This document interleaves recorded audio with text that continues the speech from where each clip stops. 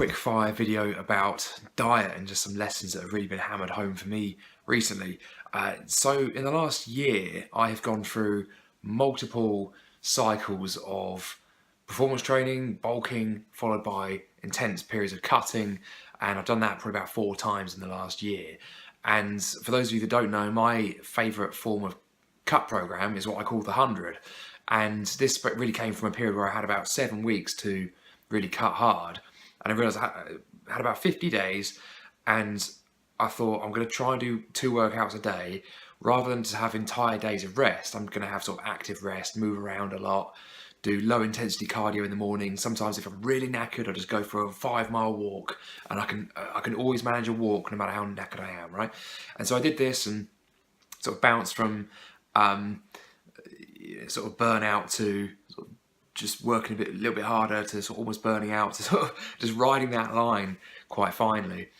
And of course, in combination with this, I had to try various forms of diet, but just keep a really clean diet. And so what the hell do I mean by a clean diet? Well, I'm now on my 4th cycle of this. I'm halfway through my current 100 challenge, so I think I did work out 50-ish today. And I've tried keeping it just generally quite clean, including dairy. That was probably the first thing I tried to do. Then I tried something analogous to slow carb, so basically not eating any cereal-based carbs, but eating still legumes. And then I moved into keto on the third attempt.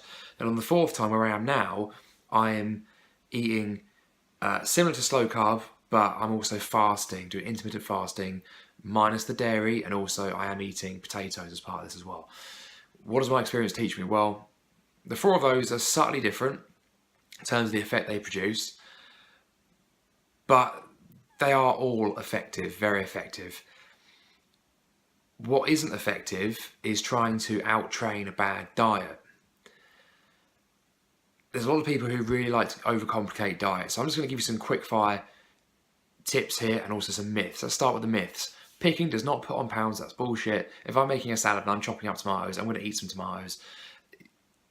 Here's a tip. Take care of the quality and the quantity will take care of itself.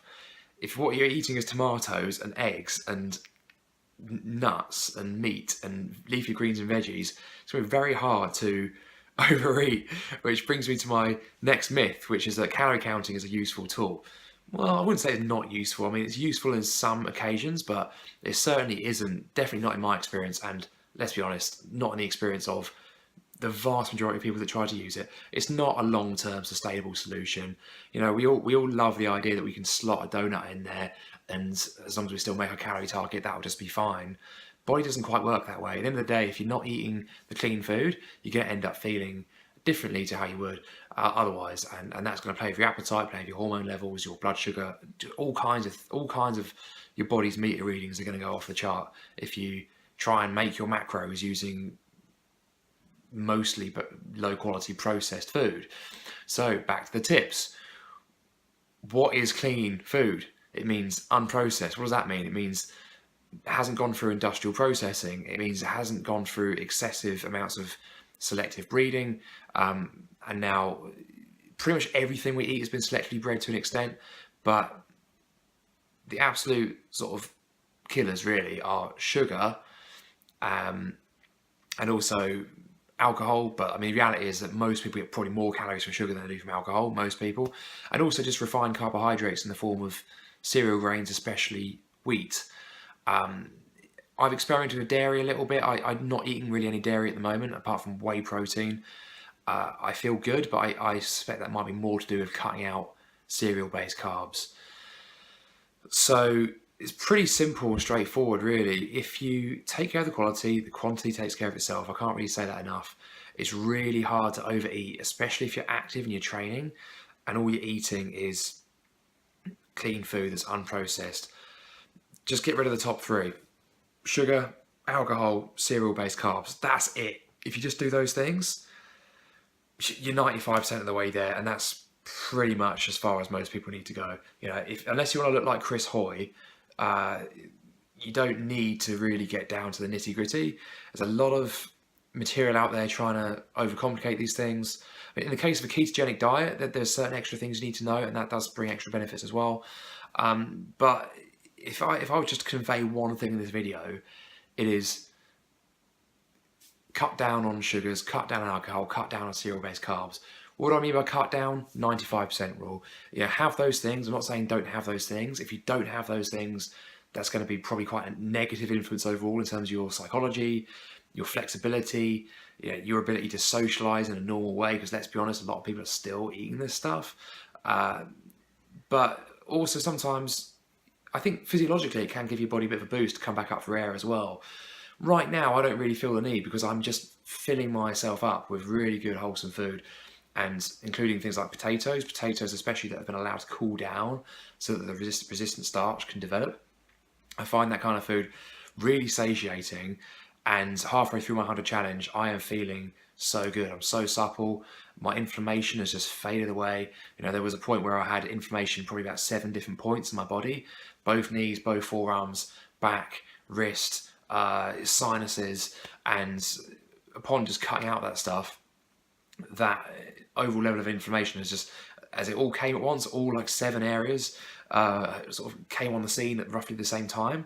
They've now all kind of, funny enough, faded away about the same time as well as me doing this. And this is not the first time that's happened. That's happened to me pretty much every time I've done one of these cutting cycles, despite working my ass off and training 14 times a week, or exercising 14 times a week. I'm not in pain. I have immense energy, suppleness. I can drink a massive strong coffee in the morning and not crash, which is just amazing because I love coffee.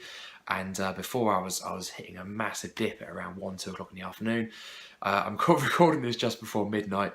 I do feel a bit tired, but I'm still actually able to focus. I've been working pretty much and learning all day today. So those are some very simple tips for you there. Just to offer some of my experiences based on these 4 sort of kinds of diets I mentioned earlier. Many of them are pretty similar, but the one I'm doing now is probably my favourite on balance, and that is a sort of low-level intermittent fasting. So I'm probably eating within about an 8, sometimes 9-hour window each day, and I'm eating generally 2 big meals or 3 meals within that window. And again, following those 3 things, cutting out all those refined things, and also dairy. I'm not eating dairy right now. I like that because I don't always feel compelled to eat in the morning. I drink a big coffee, and it keeps me going until lunchtime. That really works for me, and I stay focused. I feel good. I can still go for a walk, or I can do my cardio in the morning. Usually it's low intensity cardio, and I feel great, and then I just eat until I feel really satiated. And then if I don't feel like I've eaten enough, I make another meal. I just keep eating until about 8-9 o'clock until I feel satiated. And I am losing body fat. It's working. Ketogenic was great as well. That really worked as well. I think on that one, it just I had more to think about doing that. As much as I felt equally great, focused, supple, I just found myself thinking more. Whereas in this particular plan I'm doing now, it's just dead simple to execute. 100 challenge. Intermittent fasting, cut out alcohol, sugar, cereals, dairy if you want, and try some intermittent fasting. Chuck in some legumes, chuck in some potatoes, high protein, eggs, meat, fish, nuts, leafy greens, veggies. It's so simple. And through a few cycles of holding this, that just for me is just the easiest thing. So far, so good. I'm halfway through. I don't have the feeling I had last time of like, oh, am I going to make it? Am I going to feel like I'm ready, and to go traveling, or to a hot country where I might want to take off my top or whatever. No, I'm not really like that, to be honest. But I've been through a phase of eating a lot. I want to get my body fat down to 7-ish% again, and I seem to be on the right track. So that's really all you need to know, guys. That will take you 95% of the way to being, world class. And unless you're in that top 0.0001%, you don't need to be world class. I'd far rather keep things really, really, really, really simple and still get really, really, really good results than overcomplicate things massively and get really, really, really, really, really, really, really good results, right? So don't underestimate how far these things can take you, honestly. I'll keep my video there to under 10 minutes. I hope that was useful, guys. I shall chat to you next time.